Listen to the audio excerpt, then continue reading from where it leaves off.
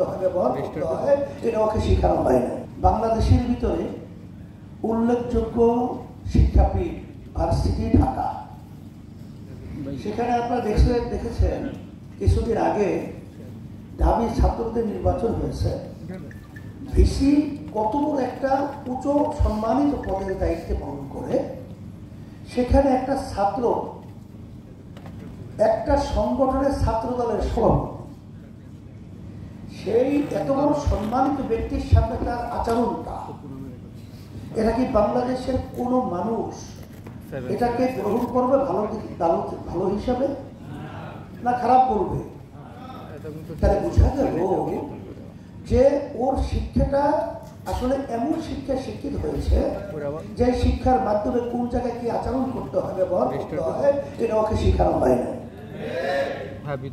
এই জন্য আমি পরিষ্কারভাবে বলছি, শোনেন, যে শিক্ষাটা ছোটবেলায় দেওয়া হয় ওটা পাথরে অঙ্কন করলে যেরকম কোনোদিন মুছে যায় না, এইভাবে ছোটবেলায় যে শিক্ষাটা দেওয়া হয় এটাও কোনোদিন ধ্বংস হয় না। ছোটবেলার শিক্ষাটার গুরুত্ব কি? 2024 ফ্যাসিস্ট আওয়ামী লীগ সরকার যখন পাতানো নির্বাচন তৈরি করেছিল, তখন প্রধানমন্ত্রী শেখ হাসিনার পক্ষ থেকে আমাদের কাছে পাঠানো হয়েছিল নির্বাচন নেওয়ার ব্যাপারে।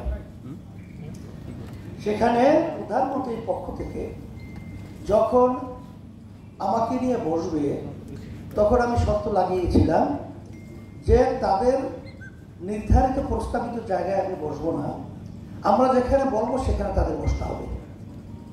আমাদের প্রস্তাব মেনে তারা বসছিল। বসার পরে আমি দেখতেছিলাম যে তার কপালে নামাজের দাগ দেখা যায়। আমি প্রশ্ন করলাম যে আপনার কপালে তো নামাজের দাগ দেখছি, তাহলে তো মনে হয় আপনি নামাজ পড়েন। তখন সে বলতেছিল, হুজুর আমি 7 বছর বয়স থেকে আমি নামাজ পড়ি। কিভাবে? বলে, হুজুর আমি যদি নামাজ না পড়তাম, আমার মা আমার জন্য ঘরে ভাত ভাত করতো না।